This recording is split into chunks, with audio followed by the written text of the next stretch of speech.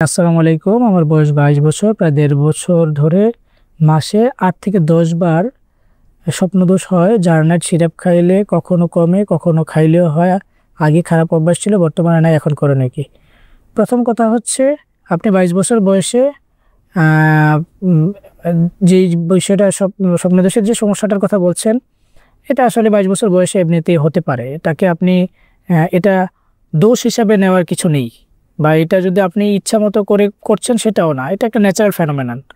হ্যাঁ, যখন ছেলেদের একটা প্রাপ্তবয়স্কের সময় হয় তখন থেকে এটা হতে পারে।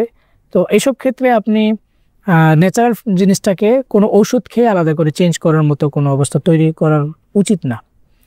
আর যদি আপনি যেসব ব্যাপারে জিজ্ঞেস করেছেন যে এখন করণীয় কি? এখন করণীয় হচ্ছে যে আপনি ঠিকঠাক মতো ঘুমান, খাওয়া-দাওয়া করেন, এটা নিয়ে দুশ্চিন্তার কোনো কারণ নাই।